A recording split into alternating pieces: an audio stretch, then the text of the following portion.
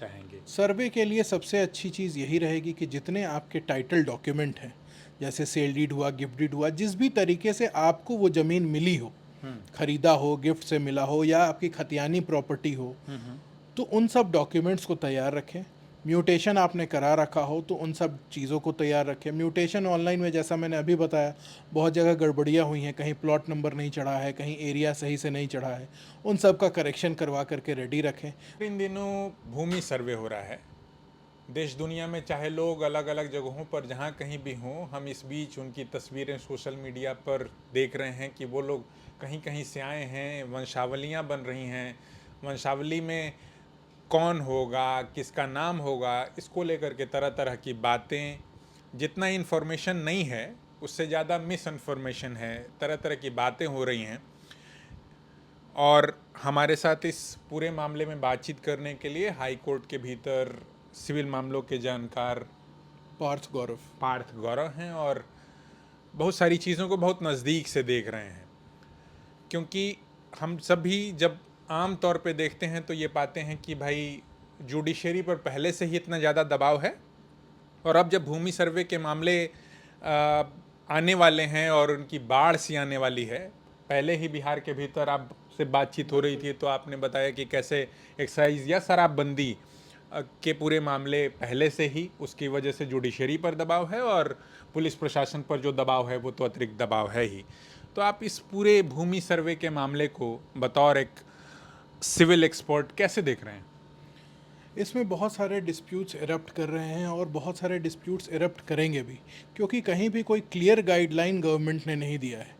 किसी भी प्रक्रिया को शुरू करने के पहले एक पर्टिकुलर गाइडलाइन निकालना चाहिए था कि अगर जिनलॉजिकल टेबल बनना है तो उसमें किस हिसाब से बनेगा, किसके द्वारा बनाया जाएगा। अगर सरपंच उसको ऑथेंटिकेट कर रहे हैं तो क्या केवल सरपंच ही करेंगे, या बहुत जगह ऐसी ही बातें आ रही है कि आप सेल्फ अटेस्टेड दे सकते हैं।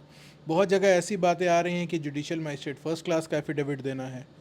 तो इस इन सब चीज़ों के बारे में कहीं क्लियर गाइडलाइन नहीं है, और उस गाइडलाइन के एब्सेंस में चीज़ें बहुत ही रकस क्रिएट कर चुकी हैं, जो कि क्लैरिटी रहनी चाहिए थी सरकार की तरफ से। ऐसे ही कुछ भी शुरुआत नहीं कर देना चाहिए था। तो जैसा कि आपने देखा, और आप ये चूंकि घर घर का मामला हो गया है, आप हम सब इससे जो हैं एक तरीके से जूझ रहे हैं। और मगर जैसे जो बाहर रह रहे हैं, बहुत सारे लोग बाहर थे, या बहुत सारी शादियां जो देखते हैं हम लोग, जिस तरीके से बहन बेटियों की शादियां हो जाती हैं, बुआ हों बहनें हों, आमतौर पे मान लिया जाता है कि भाई जो बिहार का समाज है उसमें जो शादी हो गई तो हम मानते हैं कि जो लेन देन हुआ उसमें एक ज़मीन को मान लिया जाता है कि उसका क्लेम उनकी ओर से नहीं आएगा। और इस पूरे मामले में भी आ रहा है कि आप उनको अगर मेंशन ना करें तब भी चल जाएगा, मगर बहुत सारे लोग मेंशन कर रहे हैं। या वंशावली बनाने में चूँकि बाद में इस तरीके के मामले आए, या बाद में सरकार की ओर से गाइडलाइन आया, मंत्री जी को हमने कहते हुए सुना कि आप सेल्फ अटेस्ट कर सकते हैं। तो इसमें और कितना मामला पेचीदा होता जा रहा है आप लोगों के देखने से? इसमें सबसे बड़ी प्रॉब्लम है कि अगर मंत्री जी का कहना है कि सेल्फ अटेस्टेड कर सकते हैं, तो इसकी क्या कोई गाइडलाइन निकाली गई है कि सेल्फ अटेस्टेड मान्य होगा, सरपंच के द्वारा मान्य होगा? कुछ तो क्लियर गाइडलाइंस रहना चाहिए। क्योंकि अगर आज के डेट में मंत्री जी ने बोल दिया कि सेल्फ अटेस्टेड से काम चल जाएगा, कल के डेट में अगर इस पे ऑब्जेक्शन रेज होता है तो इसके लिए कौन रिस्पॉन्सिबल होगा? जिसने गलत एफिडेविट दिया है वो, या मंत्री जी रिस्पॉन्सिबल होंगे? पहला प्रॉब्लम ये है। दूसरा क्या है कि बहुत जगह बहन बेटियों का नाम छोड़ दिया जा रहा है। जी।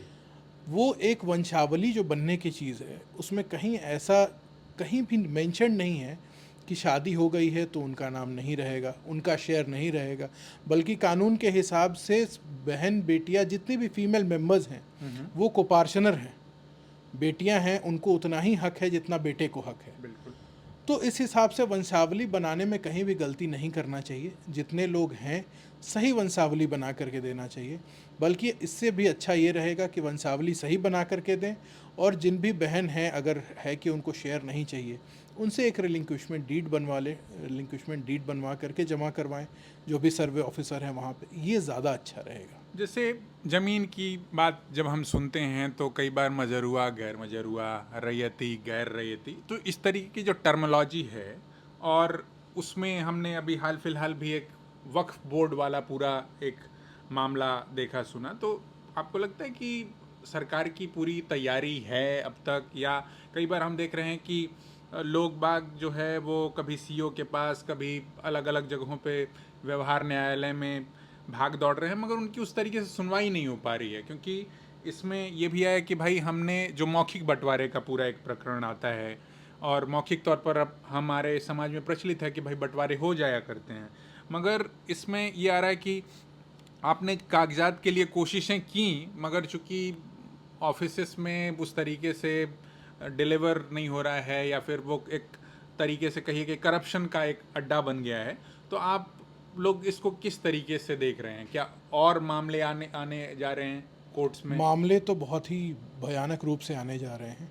और जो डॉक्यूमेंट्स जैसे सीओ के ऑफिस से अगर रजिस्टर 2 चाहिए, सीओ के ऑफिस से आपने जो भी आपका म्यूटेशन हुआ है उसके रिकॉर्ड चाहिए, रसीद चाहिए, जो भी चाहिए, तो हाल फिलहाल आपने देखा होगा या सुना होगा कि सारे कुछ को ऑनलाइन कर दिया गया है।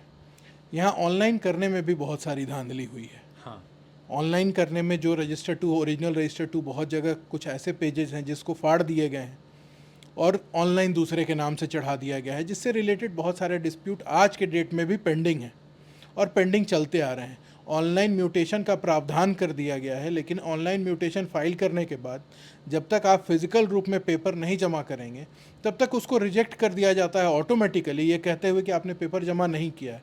ऑल्दो जो आपने एप्लीकेशन दिया है उसके साथ आपने एनेक्शंस लगा के दिए हों ऑनलाइन, उससे मतलब नहीं है। बट जब तक आप फिजिकली रूप से जा कर के मिलते नहीं हैं, और मिलने का मतलब क्या होता है ये सबको पता है, मिलते नहीं हैं, पेपर्स नहीं जमा करते हैं, जो उनका फॉर्मल प्रक्रिया उन्होंने बना दिया है उसको पूरी नहीं करते हैं, तब तक वो काम आगे नहीं बढ़ती है। और नहीं बढ़ती है, इसके अलावा उसमें कुछ ना कुछ रकस क्रिएट कर दिया जाता है, कुछ ऐसा धांधली कर दिया जाता है जिसके चलते जो काम 10 मिनट में होने लायक होता है उसमें 10 साल लग जाते हैं। वकील साहब, जैसे एक बात मेरे जहन में आ रही है कि बिहार को जब हम देखते हैं, गांव देहात को देखते हैं, तो वहाँ एक साक्षरता के दर को भी देखते हैं।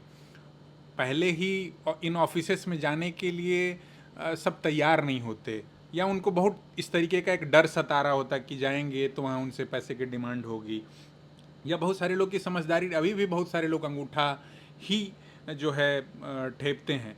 तो वैसी स्थिति में आपको लगता है कि ये ऑनलाइन ऑफलाइन वाला कन्फ्लिक्ट, वो पता तक नहीं होता है उनको कि वो क्या उनके नाम पर क्या चढ़ा दिया जाएगा, और बहुत सारे लोगों के पास छोटी मोटी कहीं से उन लोगों ने ज़मीन अगर इकट्ठा भी किया है या उनके नाम पर आ भी गया है, तब भी वो इसको लेकर के बहुत विश्वास नहीं है उनके मन में। तो वैसे लोगों के लिए आपके पास क्या एक मैसेज है? जिस तरीके से टेक्नोलॉजी चेंज हो रहा है समय के साथ, जी ऑनलाइन करना तो बिल्कुल ज़रूरी था, इसमें कहीं दो मत नहीं है। जी। बट जो प्रक्रिया अपनाया गया ऑनलाइन करने के लिए, या उसमें जो करेक्शन का प्रक्रिया अपनाया गया, उसमें बहुत ढील बरती गई।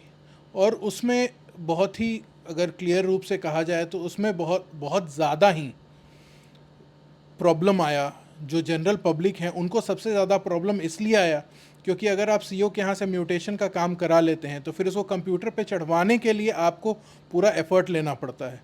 वो इंसान सीईओ ऑफिस से लेके जो उसका कंप्यूटर कर्मचारी है उस तक दौड़ते रह जाता है। जैसे मैं एक बिल्कुल अंत में, कि हमसे इस पूरे मामले में अगर एक लेमैन आदमी पूछे आपसे, और हमसे पूछना छूट गया हो, तो क्या आप बताना चाहेंगे? सर्वे के लिए सबसे अच्छी चीज़ यही रहेगी कि जितने आपके टाइटल डॉक्यूमेंट हैं, जैसे सेल डीड हुआ, गिफ्ट डीड हुआ, जिस भी तरीके से आपको वो ज़मीन मिली हो, खरीदा हो, गिफ्ट से मिला हो, या आपकी खतियानी प्रॉपर्टी हो, तो उन सब डॉक्यूमेंट्स को तैयार रखें। म्यूटेशन आपने करा रखा हो तो उन सब चीज़ों को तैयार रखें। म्यूटेशन ऑनलाइन में जैसा मैंने अभी बताया, बहुत जगह गड़बड़ियाँ हुई हैं, कहीं प्लॉट नंबर नहीं चढ़ा है, कहीं एरिया सही से नहीं चढ़ा है, उन सब का करेक्शन करवा करके रेडी रखें। वंशावली सही तरीके से बनाएं, कहीं भी बहन बेटियों का नाम ना छोड़ें। इन सारी प्रक्रियाओं को पूरी करके रखें क्योंकि बहुत तेज़ी से सर्वे ऑपरेशन शुरू हुआ है। अगर आपका पेपर सही है, सारा कुछ सही है, पेपर के साथ म्यूटेशन डीड सही है, म्यूटेशन पेपर सही है, रसीद सही है, फिर तो आपको कहीं कोई दिक्कत नहीं आएगी। लेकिन जहाँ भी पेपर की थोड़ी बहुत भी गड़बड़ी है वहाँ दिक्कतें आएंगी, मामले बढ़ेंगे, और कोर्ट एक बार फिर से फ्लडेड होने की तैयारी तो हो रही है। तो कोर्ट फ्लडेड होगा, मामलों की बाढ़ आने वाली है। पहले से ही एक्साइज या अलग अलग मामलों को लेकर के जो है वो एक हम देख ही रहे हैं कि किस तरीके से वो अभी तक उसका निपटारा नहीं हो पाता, कितने लोगों को जो एक्साइज के मामलों में जेल काटना पड़ रहा है। तो इसके अलावा भी और बहुत सारे इस मामले में हम चाहेंगे कि अतिरिक्त जो अपडेट आएँ और उनसे लेते हुए हम आप तक पहुंचाने की कोशिश करेंगे। अभी के लिए फ़िलहाल इतना ही। द जनताना के लिए मैं विष्णु नारायण, और धन्यवाद।